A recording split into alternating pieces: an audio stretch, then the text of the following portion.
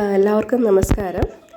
ഞാൻ അടുത്തിടയ്ക്ക് ഒരു കല്യാണത്തിന് പോയിട്ടുണ്ടായിരുന്നു. അതൊരു ഓപ്പൺ വെഡ്ഡിങ് തീമിൽ നടത്തിയൊരു കല്യാണമാണ്. ഒരു റിസോർട്ടിൽ വെച്ചിട്ട് കായലോരത്ത് വെച്ച് നടത്തിയൊരു കല്യാണമായിരുന്നു.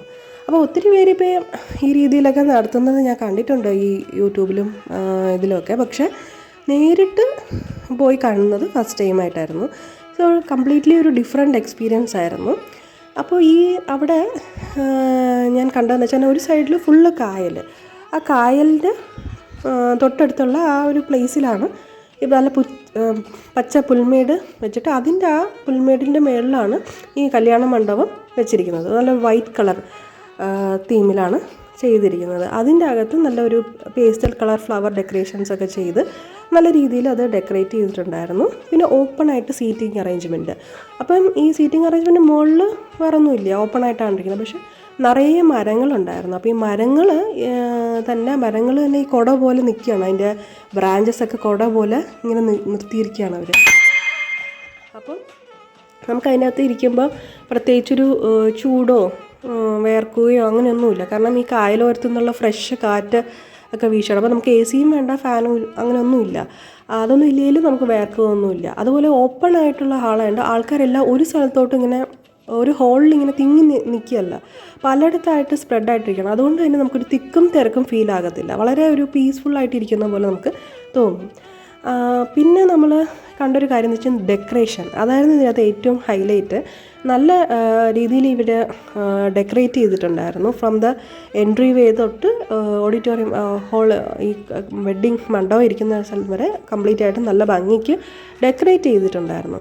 അപ്പോൾ അവിടെ ഈ നമ്മൾ യൂഷ്വലി കാണാത്ത ഊഞ്ഞാൽ, അതായത് നമ്മൾ സാധാരണ ഒരു കല്യാണത്തിന് പോകുമ്പോൾ ഒരു ഹോളിൽ പോകുന്നു, ഇരിക്കുന്നു, കല്യാണം കാണുന്നു, അവിടെ ഈ ഒരു ഈ ടി വി വെച്ചിരിക്കും. ആ ടി വിയിലൂടെ നമുക്ക് ഇവിടെ നേരിട്ട് കാണാൻ പറ്റാത്ത ടി വിയിലൂടെ കാണുക, അത്രയേ ഉള്ളൂ. പക്ഷെ ഇവിടെ അങ്ങനെയല്ലായിരുന്നു. ഇവിടെ ഊഞ്ഞാലൊക്കെ ഉണ്ടായിരുന്നു. അപ്പോൾ ഈ തടിയിൽ ഊഞ്ഞാൽ നല്ല പൂവൊക്കെ വെച്ച് ഡെക്കറേറ്റ് ചെയ്ത്, അപ്പോൾ അവിടെ വന്ന് ആൾക്കാരൊക്കെ തന്നെ, ഗസ്റ്റൊക്കെ തന്നെ ഈ ഊഞ്ഞാലിലൊക്കെ ഇരുന്ന് ആടി, അവരൊക്കെ ഇരുന്ന് ഫോട്ടോയൊക്കെ എടുത്ത് വീഡിയോ ഒക്കെ എടുത്ത് ഒക്കെ തന്നെയാണ് എല്ലാവരും പോയത്. പിന്നെ വേറെ ഒരു ഊഞ്ഞാലുണ്ടായിരുന്നു. അത് മരത്തിൽ, വലിയൊരു മരത്തിൽ നല്ല ഹൈറ്റ് ചെയ്ത്, മേളിൽ നിന്ന് തന്നെ വലിയ ഹൈറ്റിൽ നമ്മൾ ഈ ഓണത്തിനൊക്കെ കെട്ടുന്ന പോലെ ഒരു വലിയൊരു ഊഞ്ഞാൽ, നമ്മുടെ പഴയ കാലത്ത് ഈ കയർ വെച്ച് കെട്ടിയ ഊഞ്ഞാലൊക്കെ ഉണ്ടായിരുന്നു. അതിൽ ഈ പറഞ്ഞ പോലെ പൂവൊക്കെ വെച്ച് ഡെക്കറേറ്റ് ചെയ്ത് അങ്ങനത്തെ സംഭവങ്ങൾ. അപ്പോൾ ഇത് മൊത്തത്തിൽ ഇതെല്ലാം കൂടെ കാണുമ്പോൾ നല്ലൊരു ഭംഗിയുണ്ടായിരുന്നു. പിന്നെ എനിക്ക് ഏറ്റവും ഇഷ്ടപ്പെട്ട ഒരു കാര്യം എന്ന് പറയുന്നത്, ഇവർ ഈ വെഡ്ഡിങ്ങിന് ഡെക്കറേറ്റ് ചെയ്യാൻ ഉപയോഗിച്ചത് മാക്സിമം ഇവർ നാച്ചുറൽ പ്രൊഡക്ട്സ് വെച്ച് ഡെക്കറേറ്റ് ചെയ്യാനായിട്ട് ശ്രമിച്ചിട്ടുണ്ട്. അതൊരു വലിയ രീതിയിൽ അപ്രീഷിയേറ്റ് ചെയ്യേണ്ട ഒരു കാര്യമായിരുന്നു. കാരണം ഇവർ യൂസ് ചെയ്തതെന്ന് പറഞ്ഞു കഴിഞ്ഞാൽ ബാംബൂ ബാസ്ക്കറ്റ്, അതുപോലെ നാച്ചുറൽ ഫ്ലവേഴ്സ്, പിന്നെ ബ്രാസിൻ്റെ വിളക്ക്, അങ്ങനത്തെ ഐറ്റംസ്, വുഡൻ ഐറ്റംസ്, പിന്നെ ഒരു വള്ളം വെച്ചിട്ട് വള്ളത്തിൽ നിറയെ പച്ചക്കറികൾ, ഫ്രൂട്ട്സ്, പൂവൊക്കെ വെച്ചിട്ട് ചെയ്തിട്ടുണ്ടായിരുന്നു. അപ്പോൾ ഇങ്ങനെയുള്ള നാച്ചുറലായിട്ടുള്ള അറേഞ്ച്മെൻറ്റ്സാണ് കൂടുതലും ഇവർ ചെയ്തിരുന്നത്. അപ്പോൾ ഈ വീഡിയോ കണ്ടുകൊണ്ടിരിക്കുന്ന നിങ്ങളുടെ വീട്ടിലും എന്തെങ്കിലും ചെറിയ ചെറിയ ഫങ്ഷൻസ് നടക്കാനുണ്ടെന്നുണ്ടെങ്കിൽ, അതായത് എൻഗേജ്മെൻറ്റ്, റിസപ്ഷൻ, അല്ലെങ്കിൽ ബേബി ഷവർ ഫങ്ഷൻ, കുഞ്ഞിൻ്റെ പേരിടൽ, ബർത്ത്ഡേ പാർട്ടി, കുഞ്ഞിൻ്റെ ഫസ്റ്റ് ബർത്ത്ഡേ പാർട്ടി, ഇതുപോലെയുള്ള ചെറിയ ചെറിയ ഫങ്ഷൻസ് കുറച്ച് ആൾക്കാർ മാത്രം വെച്ചിട്ട് നടത്തുന്ന പരിപാടിയാണെന്നുണ്ടെങ്കിൽ, മഴക്കാലത്തല്ല എന്നുണ്ടെങ്കിൽ, നിങ്ങൾക്കും ഇതുപോലെ ഒരു റിസോർട്ട് ഫങ്ഷനായിട്ട് ചെയ്യാനായിട്ട് പ്ലാൻ ചെയ്യാവുന്നതാണ്. അതിനെക്കുറിച്ച് ആലോചിക്കാവുന്നതാണ്. പക്ഷേ ഇതിൽ നമ്മൾ ചെയ്യുകയാണെങ്കിൽ 3 കാര്യങ്ങളാണ് മെയിനായിട്ട് ശ്രദ്ധിക്കേണ്ടത്. ഒന്ന്, മഴക്കാലത്തല്ല എന്നുള്ളത്, നിങ്ങളുടെ ഫംഗ്ഷൻ നടക്കുന്നത് മഴക്കാലത്തല്ല എന്നുള്ളത് ഉറപ്പ് വരുത്തുക.